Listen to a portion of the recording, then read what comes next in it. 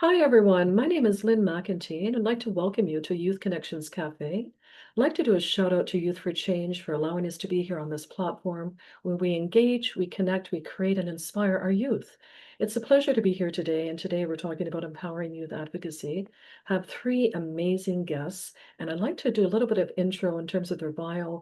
I'm going to let them take it away as far as an introduction. Don't forget to follow us on social media, Youth for Change. Give us a like if you have any ideas for programming. We would absolutely love to hear from you. If you'd like to volunteer, we'd also love to hear from you. Once again, shout out to Youth for Change for allowing us to be here. And you're here with Youth Connections Cafe, listening and tuning into these amazing guests we have today. All right, so I'm going to start with Laura. So Laura Vu is passionate youth advocate and a civic leader committed to building inclusive youth-informed public policy. But her title actually is Equity and Employment Lead, Director of Equity and Inclusion for the Toronto Youth Cabinet. So I'm going to go through the other introductions and then I'll double back to you, Laura, and you can give us a little bit more in-depth on yourself. Thanks a lot, Laura. And thank you for joining us today. We have Neha, who is the Director of the City and Community Partnerships at the Toronto Youth Cabinet as well. She's an official youth advocacy body, formerly in the Housing Working Group, and she's been a former lead, and she has spearheaded initiatives like the Youth Homelessness Summit. I'm going to let her tell you more as well as we double back to her in conversation. Welcome to Nacy. Nacy is a youth leader and first-year university student based in Toronto. She's in her third term at the Toronto Youth Cabinet and previously working as a newcomer working group co-lead. Welcome to all of you. Thank you for joining us. And again, we're talking about empowering youth advocacy. So I'll go back to you, Laura. I'm wondering if you could tell us a little bit more about yourself and for anybody that's listening and tuning. I've also been on the TYC for 3 terms now. I originally started out as an equity employment lead, and with that, we did a lot of equity focused initiatives based on employment in Toronto. Most recently, the 10,000 Youth Jobs Advocacy Campaign, where we're aiming to create a comprehensive Toronto youth employment program given the rise in youth unemployment as well as youth violence. And I've also now taken on the role of director of equity and inclusion as we try to focus more on expanding who we're trying to represent in Toronto. As we know, like our voices are not only the sole voices, but we want to aim to represent all the different types of perspectives for like such a diversity. And then just a little bit more about me. I'm also currently in university. I'm wrapping up my final year, and I'm studying at York University. Currently studying business, but I've done a lot of also work on in provincial agencies through internships in inclusion and diversity. Amazing. So that's at the core of everything that you're doing then, Laura. Yeah, and I think as far as in the group that and the guests that we have today, I just wanted to underscore that with our youth, that we're all about equity and inclusion, and that's we underscore that in all that we do. So it's a pleasure to have you here, Mara. Thank Thank you. you. Thank you so much. All right, who wants to go next? Let's see. Neha? Yeah, sure. Thank you so much. So, like you said, my name is Neha Kanagavarthan, and this is my second term with the TYC. So, I had a previous term where I served as the housing lead, and now I'm the director of city and community partnerships. And I would say that in my journey in TYC, I've learned a lot about how youth are truly represented in different parts of the city and how that's being done so far, but how there's also a lot of work we need to do going forward. And I think that that's something that I really want to continue on into my post-secondary journey as well. So I'm also a first-year university student like Nacy, and I'm currently actually at Queen's University, which is a little bit away from Toronto, but I still do my best to stay involved with the Toronto Youth Cabinet. And I'm studying health sciences. And my journey with the TYC was actually a big part of what I'm choosing to do with my future career. I really want to work in some field where I can make an impact for the people around me and make sure that their needs are being met and also that their needs are being advocated for within the healthcare system. So it's really something that the TYC put that thought in me, and I'm really excited to continue that both within the cabinet itself and also into my future and my career. That's amazing. So for our youth that are tuning in and any of their families, actually, it's wonderful to hear what you're underscoring there, that advocacy on all levels, really. So thank you for sharing that. We'll double back to that in conversation. And I know we could probably spend days talking about just this, our passions. So it's just wonderful to hear you when you speak at the onset here. You can hear it in your voices, just your passion and even compassion. So I just wanted to highlight that and do a shout out to both of you there. Nacy, let's jump in and tell us a little bit more about yourself and what you do. Awesome. Thank you, Lynn. So yeah, my name is Nacy. I'm currently in my third term, like you said, at the Toronto Youth Cabinet, now serving as the co-director of Council Relations, alongside Zane, who works in Council Relations with me. Together in that role, we are working to advocate for youth needs across the councillors and city staff that work in City Hall, because we understand that advocating for youth is not an isolated cause. We know that we can call on our partners, our allies, fellow community members and leaders to advocate for youth on our behalf as well. And people understand how imperative it is to listen to the voices of youth. They understand how important it is that youth are involved in decision-making tables, in terms of enhancing and bettering their communities and their wards across the city of Toronto. So that's really the main aim of what we're trying to do as a council relations team. And previously, my past 2 terms in the youth cabinet have been working as the newcomer working group co-lead, where I worked a lot with immigrant youth, be it people with refugee status, international students, or just immigrants who come here with their families. And that's been something that I've held really close to my heart as a first generation immigrant from the Philippines myself. So, just that's a little bit about me. And on the side, I'm also a Pilates instructor. So, I'm also very passionate about health, wellness, and sport. And integrating that diversity, equity, inclusion in terms of those other fields that I've learned in the TYC onto the other aspects of my life. So I'm really excited to be part of this. Thank you, Lynn, for the opportunity, and I'm excited for the conversation ahead. It's amazing. I'm listening to all of you. I just thought, wow, you have so much to offer. And so we're just so grateful for you being here today and opening up the conversation to our youth and getting an opportunity to learn and grow together collectively. Thank you so much. Really appreciate it. And I like how you mentioned the Pilates thing as well too, because it ties into, overall, wellness, right? So thank you very, very much for that. Laura, I'm going to go back to you for a moment. I wondered if maybe just off script, I guess I had some questions, but I'm just feeling very free flow with you at this time for conversation. So thank you for that. Laura, I wondered if you could go back to what do you think the biggest challenge is right now for the work that you're doing and shining light and underscoring equity and inclusion? Yeah, so since the work that I'm currently focusing on within the TYC is a lot about employment and specifically youth employment, because it's really important to underscore that it's directed towards youth and not just other types of demographics for employment that we're trying to create. Um, Within that, it's definitely getting representation, especially when starting this campaign. What we noticed in the TYC was that youth employment programs were not representative of the youth's needs and what they wanted, which was a big onus in what we were trying to do, in that we were trying to get the equity deserving youth in our communities, those who are most vulnerable, those who are most far away from employment, to show what they need to succeed. Which is why we decided to do that campaign where we sent out postcard letters and got youth from communities all across Toronto to explain what a meaningful job is to them.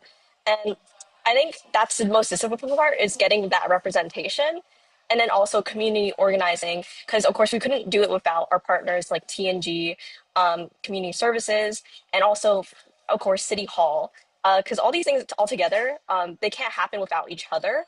So community organizing is definitely something that's so imperative to getting things to change and like public policy, new programs to happen. So I would say, like, in regards to like inclusion and diversity, representation is one of the most difficult parts in getting advocacy to become real change, but also community organizing. Interesting. Yeah, no, thank you for that. Really appreciate it. And I'm going to pose the same questions to Neha and Nisi, if you can take a moment to share your thoughts on that. Thank you, Laura. Appreciate that. Yeah, as far as in the work that you do, Neha, and maybe some, the challenges that you are facing, but also addressing as well. Yeah. Yeah, so similar to Laura in my previous term where I worked within housing, one of the biggest things that we were pushing for and we still are pushing for is for more youth-specific strategies to end the homelessness crisis that we see in Toronto. So as we know in Toronto, there's such a big amount of just people in general that are going through this experience in their life, and we see that youth are disproportionately affected by this. They're also affected by this in a way that's different than how adults are affected. And the city is doing their best in many ways to create strategies and programming for adults and adult experiences, but often through that, we see that the youth are left behind or their opinions and needs aren't centered in those decisions. And similar to what Laura is saying, I think the biggest challenge that I faced really is trying to make sure that youth are being included in every step of the way. Usually, when you see youth consultations being done, it's in some way either performative or it's not done at a scale that actually would lead to real change. It's mostly done as a checkbox of, oh, we talk to youth, now let's keep going with what we're doing. I think that that approach isn't something that should be continued into the future. I think for any major city like Toronto is, youth are the future and they are the center of everything we should be building. And when we're making solutions or programs or policies, it's going to take a lot more than just speaking to them on a one-off chance to get their opinion. It's a lot of ongoing conversation and inclusion throughout the process. And I think that going forward, the way I'm trying to, work around this challenge is really advocate for those youth and make sure that they're getting into those spaces where they can speak about their needs and the challenges they're facing, and making sure that the city and other sector stakeholders, they understand that youth have these needs and that they're listening. And I think that, of course, adults do want to listen to youth and they do want to get youth opinions, but it's just a matter of bridging that gap between the two people. And like Laura said as well, getting the community together, getting the necessary partners as well as the city together in common spaces where they can have these conversations in an open way. I think that's been the biggest challenge, but it's also been something that the TYC in general has been doing a lot of work to try and be that connection point between the youth, the sector, as well as the city itself. So I think we've been doing a lot of work on that, and hopefully we can continue improving those connection pieces in the future. Amazing. So there's no point in end. It's really a circular endeavor that continues on. And wow, thank you so much, Neha. I really appreciate that. It's nice to hear about that. And Nacy, the same as well. And we'll see where we go in conversation thereafter. Thank you. Yeah, so similar to what Laura and Nay have said, the same issues kind of are present in my role as well, and in my previous role as newcomer working group co-lead. But I think specifically in terms of council relations, it would be a lack of prioritization. I think a lot of the time, councilors, city staff may be preoccupied with other duties that they have in their wards. Obviously, we cannot neglect that there are pressing issues for everyone, and they differ from community to community in Toronto. We cannot expect a one-size-fits-all approach across the major city. As Neha mentioned, Toronto is huge, it's multifaceted. And so there's different priorities that lie from Scarborough to Etobicoke, from North York to downtown core. And it's the lack of focus on youth that we're really trying to emphasize to our partners, to the city. We're trying to make them see that youth issues should also be on their priority list. Like Neha said, it shouldn't be like a box left to the very last minute to merely check off. It should be one of the things at the forefront, because youth are the future. Youth develop the city of Toronto, and they will continue to develop the city of Toronto for years to come. And so just that meaningful conversation with counselors on how they can support and uplift youth to enhance their communities as well. At the end of the day, the city and the counselors and the staff that work in it, they have one common goal of bettering their communities and bettering our cities as a whole. And we really think that at the youth cabinet, that starts with the youth. Wow, that's incredible. And could you tell us, for any youth that have never really done this before, but they're really, really interested in getting involved, what does that look like? How do you get into the room and get those conversations going, as base or as more advanced as you would like to describe? Laura, for yourself, I wondered if you could, anybody that's nervous about doing it but really wants to. Mhm. Yeah, so I think I can draw on my from my own experience into like how I started this. I would say even like just in general with like advocacy, it starts. I think it started for me when I was in high school, within just my own high school community, and where like I was advocating based on like there was like a lot of I don't know if you're familiar, but I went to York Memorial Collegiate Institute, and there was an event where my high school burned down. I don't want to go too into it because I don't want to take time away from it, but essentially, student voice was lacking in that aspect. And that's where I became motivated to really advocate on behalf of my peers. But then once I got out of high school, I still really wanted to do stuff in my own community. And I came across like a lot of nonprofit organizations through canvassing. So even just like through connections on like the street, I've got into contact with a nonprofit advocacy organization called TTC Riders.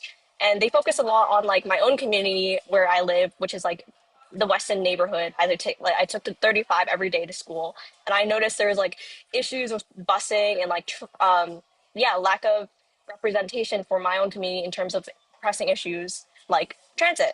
But I also recognize there's like a lot of issues related to youth specifically, and I this is how I discovered the TYC, which was through TTC Riders, and then I ended up joining the TYC through that way. So I would say like it really starts small, like with your own friends and your own community. It's like, oh, like I noticed an issue, but that happened to all of us. I want to do something about it, and then it kind of grows from there, and like you're able to build your confidence from there. Because I definitely wouldn't be able, I don't think I would have been able to like join the TYC with like as much confidence if I didn't have all those experiences prior. So definitely think just like talking to your friends and like feeling a sense of community in terms of like, oh, like there's these issues and needs, and I recognize them and I want to do something about them, and then finding other people like that, and then like it kind of just snowballs from there, I would say. Cool. Thank you very much, Laura. Appreciate that. And Neha, same thing. How did you get to the table? How did you get to the conversation? Sure, yeah. I guess when I think about this question, I think the first step was, and I think this applies to any youth out there, but it really did apply to me as well. I think it's just kind of realizing that the city or the community that you're part of really does belong to you, and that you do have some sort of responsibility or sense of ownership over that. I think that a lot of young people may feel like the community or the city they live in, they don't really feel like they can get involved, or that they have the necessary skill set or experience to go to these meetings, go to these engagements, and speak up for themselves. But I think it really starts with trying to get your mindset in the place that you do have some sort of responsibility here, and you do have a sense of for your other community members as well. You can do something to make their life a little bit better. And I think, like Laura said, it really does start small. A lot of people start off like school councils, maybe their local city councils, similar to like Toronto Youth Cabinet. Starting in your own local community, I think, is a great place, because you really do work with the peers around you, as well as the adults and other people who are already living in a shared space, and you can have a lot of influence in decisions that can affect your day-to-day life. And I think the Toronto Youth Cabinet was, I found it by chance, but I'm so glad I took the time to do some research. I was really looking for a way to get involved, and I just came across their website and found they were looking for leadership applications. And I took it upon myself to, take some ownership of, okay, I want to do something better for my city and my community, and let me just take a chance. And I think that a lot of youth organizations out there that are run for youth by youth, they are willing to give youth a chance, but it is kind of that two-way street of youth need to take it upon themselves to get involved, and also organizations need to take it upon themselves to give youth a chance. And I think the Toronto Youth Cabinet is a great way, or a great stepping stool that was for me to kind of get my foot in the door and be in a room of like-minded youth who also share some of those passions. And I think, like Laura said, it really does help when you're around people who have those similar just things that they want to do, people who have a sense of, I want to do something for my community. Once you get into that room, you can feel the energy. Even at the Toronto Youth Cabinet, when we have our cabinet meetings and you have all these youth come together from all over the city, they're coming and commuting all the way to downtown to City Hall to have these conversations, you can feel just how passionate everyone is about the work we're doing. And I think once you're in those spaces, it's really just snowball from there. Like Laura said, it'll open more doors and get you into more opportunities that really do align with what you want to do. And I think for youth who do want to get involved, I think just starting wherever they can, even if that means starting their own group in their own school, it really can grow into something bigger. And we've seen that happen in so many places, and it's definitely something that anyone can start from themselves. Very cool. Thank you so much, Neha. Appreciate that. And Nacy, same thing. Please and thank you. Yeah, I think that the way I got into the youth cabinet and things like this is like Laura and I have mentioned, it's very personal and it started off very small. And I think it also comes from a sense of noticing that something is missing, something is wrong, or something could be improved on. I know personally when I came to Toronto, when my family immigrated here, we couldn't really speak English, and it was difficult for us to navigate municipal policies that affect us every day. It was difficult for us to navigate the subway system. It wasn't in Tagalog, which is the language that we knew and spoke. I had to go to ESL classes, and that was difficult in school, and childcare programs were difficult. And so just noticing these things up front and how they affect me, and kind of having that sense of shared empathy on how they can affect other people who are in the same space, because my experience aren't isolated. My experiences are shared amongst people who are in a similar boat as I am. And I think that getting involved also requires you believing in yourself and giving yourself more credit. I know that when I noticed these things, like at the start, it was from a very young age. I knew something like could have been done differently. There could have been better support systems or resources. But at that time, I didn't know what I could do, and I didn't believe that I had anything meaningful to contribute. And like Laura and I have mentioned, it took me being around people who believed in themselves, people who told me that two things can be true at once. You can be scared to start something, but you can also have something to share. And so that's what really got me to the youth cabinet and to volunteering at, like they said, it's very similar. I started out in school groups. I volunteered actually in my church with food banks and homework club, things like that. And I've also canvassed for like the members of parliament in my neighborhood. And then I stumbled upon the youth cabinet actually on Instagram. I just saw a TYC Instagram ad for leadership applications, and I took that like belief system that I can do this. I'm scared, but I can. And I know that I have something to say. I know these issues have affected me and they've affected other people. So why not voice them out? And so being in the youth cabinet, where not only do these people have opinions that they feel are welcome, they feel are validated, and they feel are contributing to something, I think is what we need more in the city. And like my colleagues have mentioned, the youth cabinet, the Toronto Youth Cabinet is a great place to start that. That's incredible. And hearing that story as well, having taught newcomers myself and working with marginalized populations, I realize how important that is. And as you mentioned, you saw something that was missing. And I think that that's really key, that you can make a difference, and bridging that gap where you can utilize the skills that you have to offer and bring to the table is so very valued. I then ask all of you, would you say that you had a mentor that kind of got you to this point? A family member that you were able to have these conversations with, or how did that work for you? Or did you just kind of fly solo and go for it? Nacy, maybe I'll stay with you for a moment and then I'll go over to Laura. And yeah, yeah. Yeah, awesome. So this question is actually like something I've thought about for a while. Being in university, you're told to find mentors, like cold email people and like reach out to people on LinkedIn, have coffee chats, set up those things. But I think my number one mentor has been my mom. Wow. My mom inspires me every day, just in the way that she sees like what I've mentioned about seeing an issue in myself and relating it to other people. She's the most empathetic person I know, and that's something that's one of her key pillars. And at the very first Toronto Youth Cabinet event I attended, it was a cabinet event in April 2023, I believe, and I was very scared to go alone. I had no one else to come with me, and my mom sat down beside me the whole time. She wasn't a youth, Wow. she was she was a middle woman, so definitely not her scene, but I was scared. But she pushed me to be there, and I owe it all to her to have like put myself in City Hall. I'd never been inside City Hall like before then. I was 15 years old and I was so scared. I didn't know how to dress. I didn't know what it meant to be in City Hall going through the security, and my mom was right there beside me. And she's also an immigration consultant.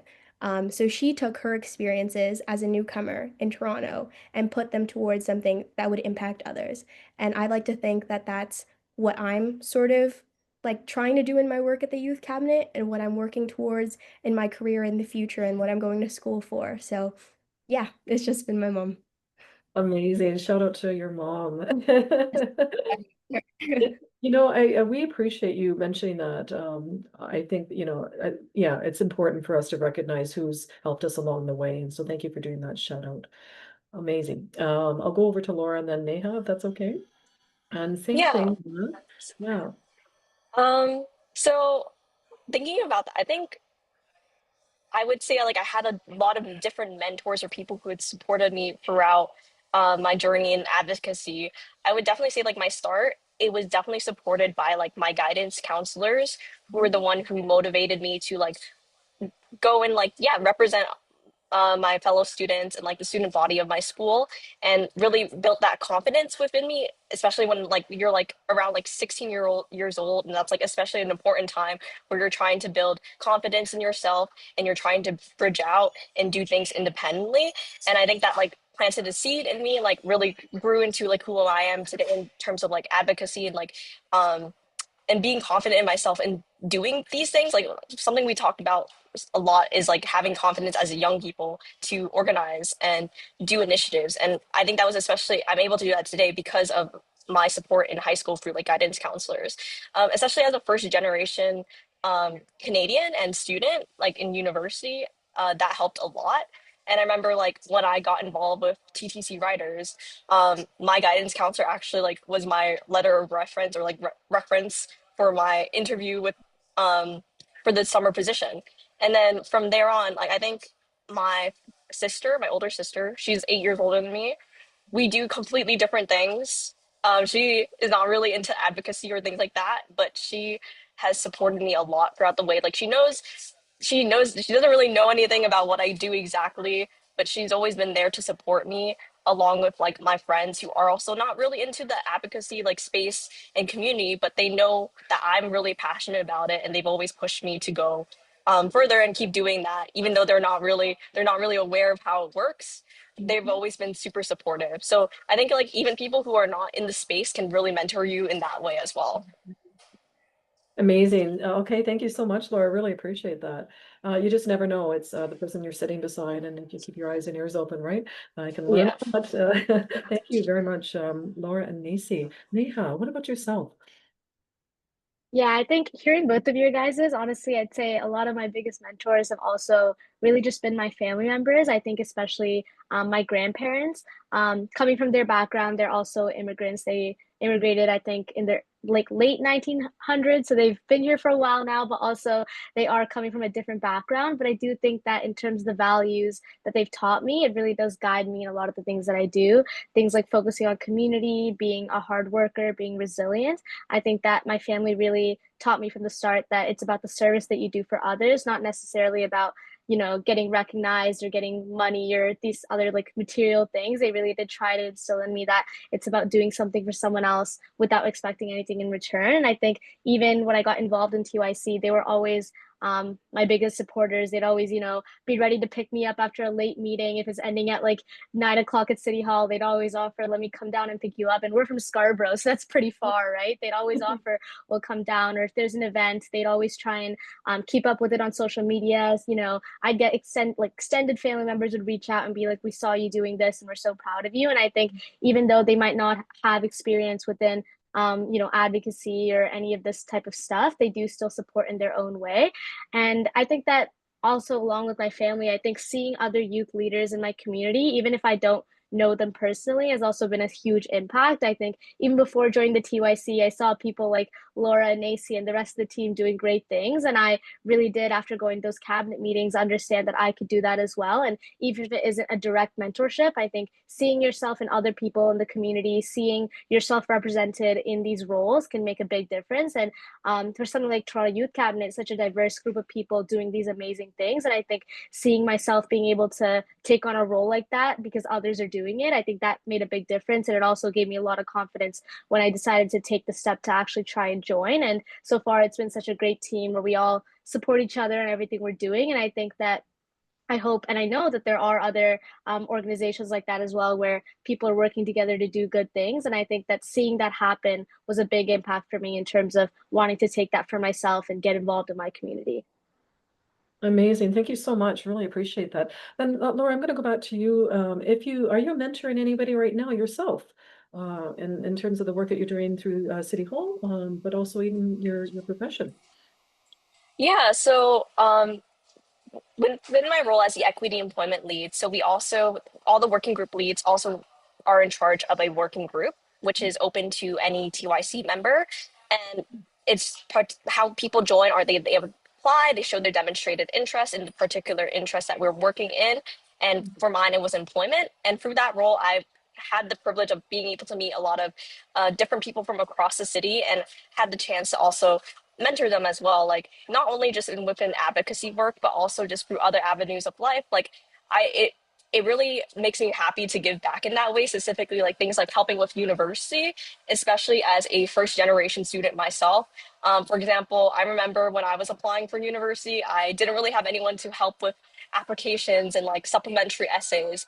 And so now every time I find out someone is planning to apply for university or college, I'm always offering, hey, like I can help look over your application, like I can show you what resources I've used. And now they've also like I had like people in my working group also join my program now. So it's also great to see that. And then I always try to offer my support when I can. And if not, I always direct them to someone else on the cabinet. So it's also just great being in a community and network where I can offer help in that way, especially because I've been through it myself. And it, yeah, makes me happy to just be able to give back in that way where I know like I would have really appreciated it at the time. Thank you, Laura. Appreciate that. All right, I'll go down to Nacy here on the screen. Nacy, anything, are you mentoring anyone right now? Yeah, so similar to Laura's case where she's had her employment working group, I've had the newcomer working group. And in that, it was more so not like it wasn't all like professional or like school mentorship, but even just mentorship on like where to find resources in the community. Like, how do I integrate myself in community? How do I like join a community center? How do like drop in things work at community centers? Because newcomer youth, I think, face like compounding issues compared to other youth in Toronto who have been here their whole lives. And so, having my background where I was once in their shoes, I felt really privileged and really humbled to have been someone that they look to for assistance, for guidance. And more specifically, I also am the oldest daughter and the oldest cousin on all sides of my family. And a lot of my family members from the Philippines immigrated here shortly after my family and I did. And so I have this one cousin. Her name is Annika. I don't know, maybe she'll watch this. But her name is Annika, and she's part of my newcomer working group. And she's reached out to me about my involvement at the youth cabinet. She's shown up to all the cabinet meetings, all our TYC events. And it's really heartwarming to see someone who is like a bit younger than me, who kind of looks up to me as like someone who she wants to be in the shoes of. And it's really nice to serve as that person that I wish that I had when I was younger. I didn't have any of this like opportunity or like the events that the UIC has right now and the resources and the people they connect you to. I didn't know of it and I didn't have access to it. And so to be able to provide that for people who were going through the same challenges that I know all too well, um, it feels really rewarding. And like Neha mentioned, it's more than the like money or like the recognition. It really just like warms your heart to know that you are making a difference, like a genuine impact on someone. And it doesn't have to be big. Like I can just tell her, yep, this is our next event. It's at this time at this place. And that's not a major thing. Like that took 2 minutes out of my day, but it really helped her and it really will impact the way that she finds involvement and finds meaning and finds belonging in this city. And I think that's what really matters. That's beautiful. Thank you. Thank you very much. Oh, Neha. Yeah, so similar to what Nacy and Laura were saying, I think the TYC was kind of the first chance or first experience that I've had with giving guidance or mentorship to someone else. I think within my own work with housing, I was doing consultations with youth across the city who are within the homelessness system. And I think after those consultations, I did have a few conversations with some of those youth just one-on-one. And a lot of them, they obviously shared their personal stories, but it's also a matter of where can I go from here? What resources can I access? And a lot of them, they just want a place to, grow as individuals. And as myself, the TYC has helped so much with that. And other than the TYC, I obviously know some other resources of the community as well. So I think just doing my best to connect those youth with those options and organizations or opportunities that exist. I think with mentorship as well, I think being in any position where it's a youth-centered space. It doesn't even feel like mentorship most of the time. It feels like you're just building a friendship where you're both supporting each other and giving each other advice and kind of growing that relationship and growing as people as well. I think similar to what Nacy said as well with my family as well, I do have cousins who see the work that I'm doing, and I think a lot of them are also interested in now getting involved in their community as they're getting older. And I hope that I really can continue to kind of not just mentor them, but also just be a friend to them. And I do want to be a friend to whoever comes up to me, whether that be at the TYC or at school or wherever I can be, just trying to give them advice and be there for them and also help guide them as they make their choices for the future. And of course, using my own knowledge and experience within these spaces to kind of guide them in that way and show them that they too can take a place in these spaces and they don't have to be scared or be reluctant to take that space up. They can come in and make a difference for their community. Well, also beautiful. Laura, Nacy, and Neha, just beautiful stories to share. So thank you for personalizing it as well for our youth that tune in and our families that tune in. And realize it is that human touch that makes such a difference and empowers. And we're all about enabling, right? Enabling and giving someone opportunities, creating their own opportunities by enabling. So thank you for that. And I'm touched by listening to you speak. So thank you once again for sharing that. Can I ask, did you ever do any Toastmasters? Did you have to practice in that way, presentation skills? If not Toastmasters, how did you find, what did you use for your tools to help you along the way to present in front of others? I'll start with Laura. I can go first. So, Mhm. so I am studying business, and within the last 4 years, I've gotten a lot of practice just through my studies, where I had to present and make sure it's concise. And aside from like my required courses where I had to do presentations, I also gone out of my way to actually take courses on public speaking. So I've actually taken 3 electives purely on public speaking. And within those courses, we also had to do things like improv, like vocal exercises and things like that. And I think those have definitely really helped in terms of like my confidence in speaking, especially when we do public facing events or press conferences. But we've also had access to resources through the TYC, such as like media training and things like that, as well as just being able to talk to mentors in City Hall, like City Hall staff who support us along the way. Um, but I would also say just my general interest in public speaking has always helped me a little bit. I always wanted to be more articulate, even before university. And I would say that also really supported in terms of like me trying to build my own confidence in public speaking. And Laura, do you mind if I ask, are you multilingual? So I do speak Vietnamese at home, but I wouldn't say it's like a professional working proficiency at all. But um, my at home, I do speak Vietnamese with like a family. Amazing. Do you find that helps you in your public speaking abilities? I would say yes, in that when I have to translate like my English to Vietnamese, I have to like find the words that are more that can easily convey what I'm trying to say, especially to my parents and also just audience in general who may not have English as a first language. Cool. Thank you. Thanks very much. All right, I'll go down to Neha and then Nacy. Um, yes. Yeah, so kind of touching on that second language point, I found that one of the things that really helped me is so I'm Tamil, and one of the things that I did growing up was going to Tamil school, and this is something that a lot of youth in my community did. But one thing that the school that we went to, it exists across Toronto, but it's a pretty big speech competition they organize every year. So as you get involved through each grade that you do the school, you basically do a speech competition every single year. And I found that doing that in a different language, even though it might not be similar in terms of what you're saying, it does really help when you have to get in front of a stage every year, starting at the age of like 6, and you have to go and speak about a topic that they assign you. And I think that that really helped me from a young age of just getting my mind around the fact that, you know, you might have to go on stage and speak about something. But I found that as I got older, I really started speaking about things that I actually were passionate about. And I think when the passion comes in, that's where things like public speaking become a lot easier.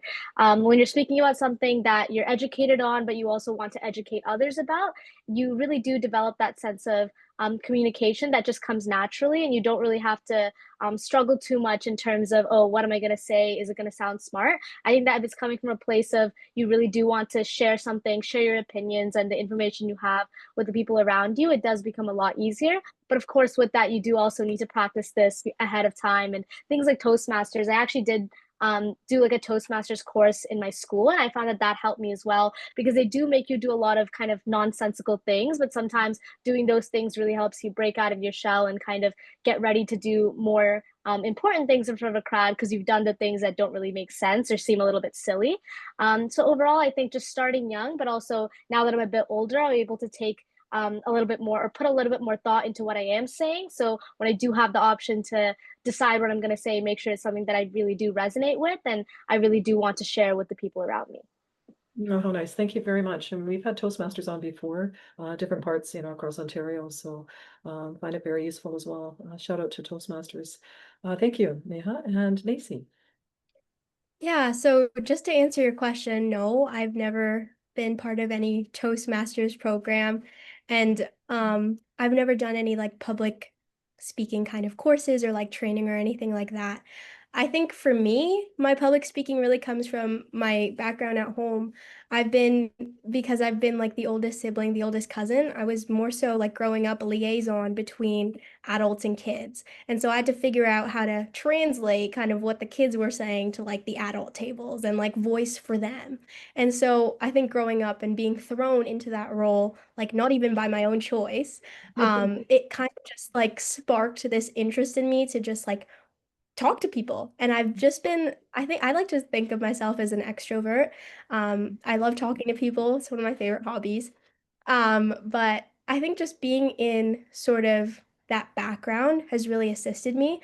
But as well, my mom did make us read a lot when we were kids. And so I feel like that has enhanced my vocabulary and improved my eloquency in terms of speaking to people and using words that resonate with whatever audience I'm speaking to. And as well in school, even though I didn't have like public speaking training or courses or anything, I did join a bunch of clubs that were about public speaking, like Model United Nations is one of my favorite clubs ever. I'm still continuing it in university. And in high school, I was the head delegate there, and we went to a bunch of conferences across the city, and I trained delegates on how to get their point across in a timed setting. Like in Model UN, you have to talk for 30 seconds, 45 seconds, or 1 minute. And that's the maximum that you're going to get. And so, how can you convey your ideas and what you're going to say in a very short period of time? And that also is why I feel like I know how to speak so well. Also at home, I don't have a lot of time to talk before people stop listening to me, because I do have a bunch of siblings, so the attention span isn't very long. So I try my best to get what I need to get across and then just stop and let other people talk to me, and then we just keep rolling from there. But yeah. Wow, thank you very much for that. And then I'm just going to ask Laura and Neha, were any of you shy at all when you were growing up, or no?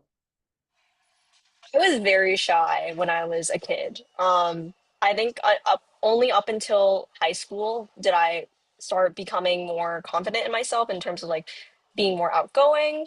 But yeah, when I was a kid, especially in elementary school, I was very quiet.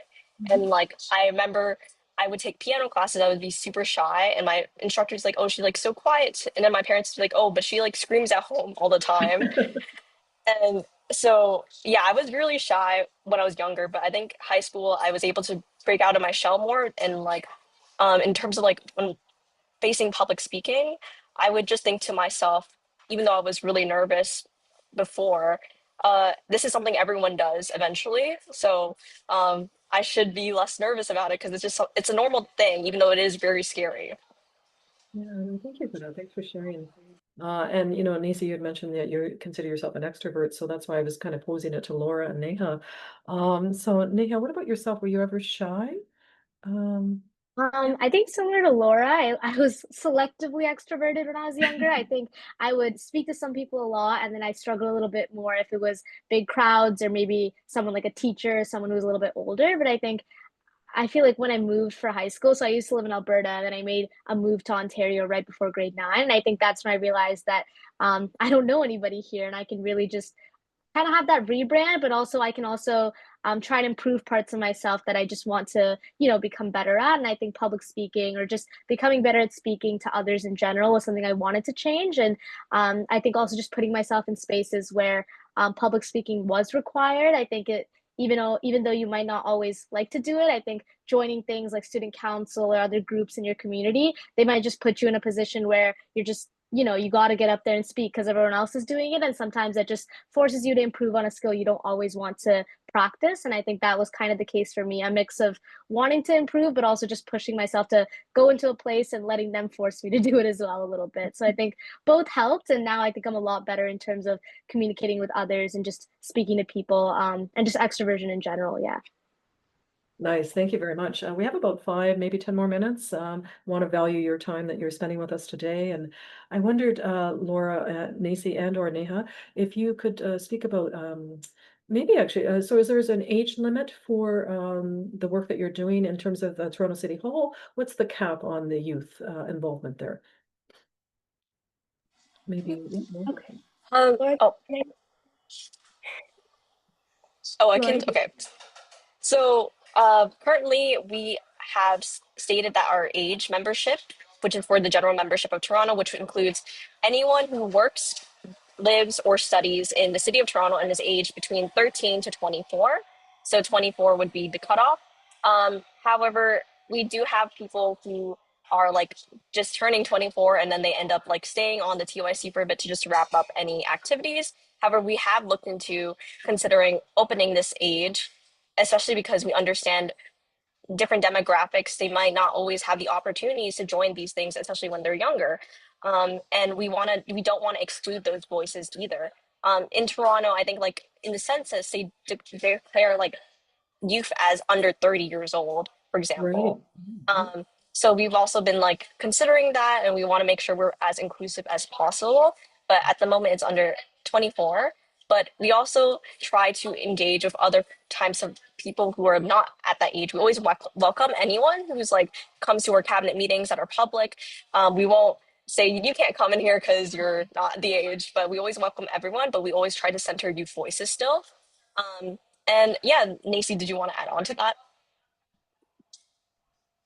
Yeah, thanks for that, Laura. I think you pretty much covered everything. But yeah, we are just seeing the waters, seeing if we should adjust our age limit, our age restrictions based on who we're seeing attend our events and who is most engaged in the TYC work. So that's still a work in progress, but right now it is 13 to 24 years old. Thank you. Neha, is there anything you wanted to add there for that thought, those thoughts? I think my colleagues covered it, but I will say it is always surprising when you have people under the age of 13 get involved as well. I've seen some 11 and 12-year-olds come to cabinet meetings, and when they share, it's always surprising to see them there, but it's always a little bit inspirational as well to see how young they are and they still want to get involved in their community. So I think, like they said, it's not a strict, oh, you have to be within these ages. It's really just about the passion and what you want to do within your community. No, thank you so much for mentioning that as well. Our reach is 30 and under, and it can be as young as 11, 12, etc. However, that's really important to hear that and validate. I know just very briefly, we were speaking to someone last week and they were just saying youth in general is a label, and that can, does that have negative connotations to it? Well, I think what I'm hearing from all three of you is that it's the opposite, actually. It's not having those negative connotations to it, but what can we do? How can we make change? It sounds like you're all change makers and that you're participating in the larger collective and you're stepping outside yourselves to see that it's bigger than yourselves. And I think it's there's a point where we have to learn that as we go along the way. Sometimes people learn it earlier in life and some people learn it a little bit later. But youth is to be valued and that the voice in the community is a collective voice and needs to be heard. If someone wanted to reach out to you and get involved, they're just on the cusp, how would they do that? Who would like to take that question? I can take that question. So for anyone who is interested in getting involved with the Toronto Youth Cabinet, we are active on a lot of social media platforms. Instagram is the one that we post our events on, post our updates on the most frequently, and that is accessible to most youth, I'm assuming. So on there, as well, we have our individual emails that are accessible via our website. That would be our emails to the Youth Cabinet, our official emails, as well as our phone numbers, I believe, are on there, and our LinkedIns. So we have many modes of communication, But more than that, we're trying to direct ourselves to more groundwork as well, returning back to the TYC's grassroots um, base where we first started and meeting the youth where they are, centering ourselves in their own communities so that the youth see that our work is more than just the tokenistic things that they may have been used to. It's more intentional than that. We want to meet them where they are, and we want to hear the issues that are at their forefront. We want to hear what's important to them and voice their concerns out into City Hall, into actual policy, and into actual action. And so that would be the best way to reach us, either online and then looking out for us in person when we make those steps as well. Wow. Okay, thank you. Thank you so much. And then I'm just going to ask you if you have any words of wisdom to any of our youth out there when you're thinking of youth advocacy and engaging youth in advocacy. Any words of wisdom that you could offer? And I'll start with Laura and work my way through. And that would sort of be our final wrap up before we're done.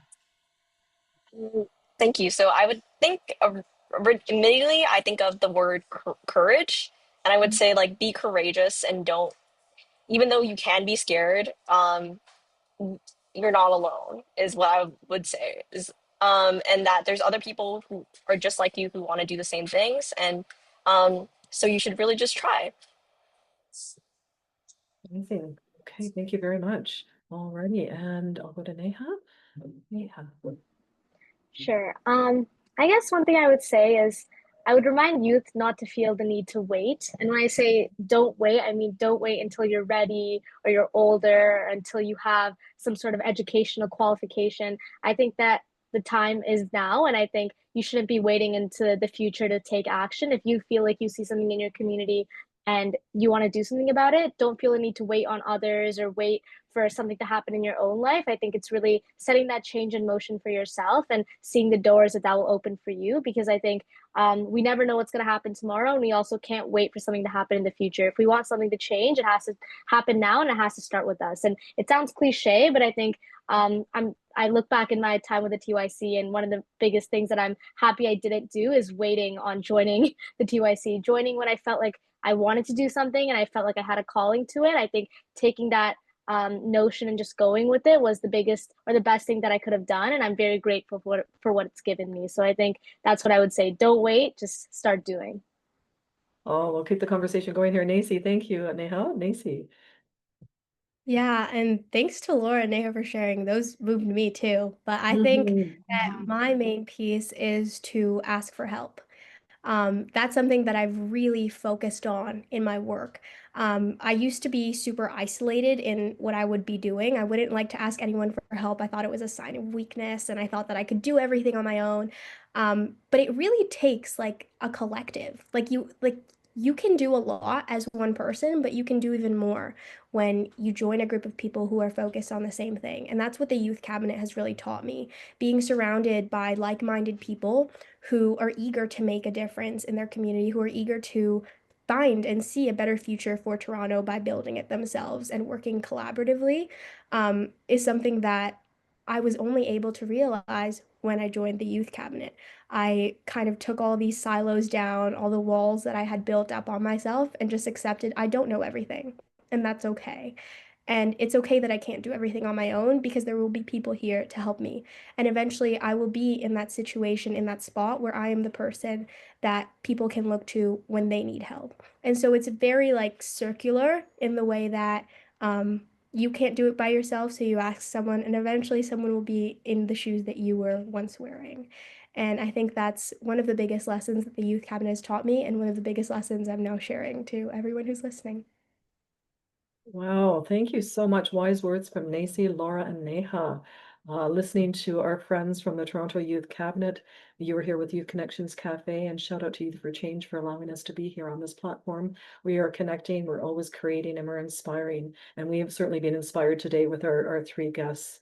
I'd like to thank you from my heart to yours. 1,000 thank yous for being here with us. And we hope that our youth will consider and reach out to the Toronto Youth Cabinet should they like to pursue or just inquire and maybe sit in on a meeting or two. Thank you so much for being here, Laura, Nacy, and Laura. Thank you so much for the opportunity. It was really great speaking with you today. Thank you. Yeah, thank you, Lynn, for this. We really enjoyed it. Thank you very much. Thank you. And certainly we could do a part 2. Yes, please. Thank you, and Neha as well. So shout out and round of applause to Laura, Nacy, and Neha, great representatives from the Toronto Youth Cabinet. Thank you for teaching us, learning and growing with us along the way. My name is Lynne McIntee, and you've been here with Youth Connections Cafe. Thank you very much, everyone. Bye for now.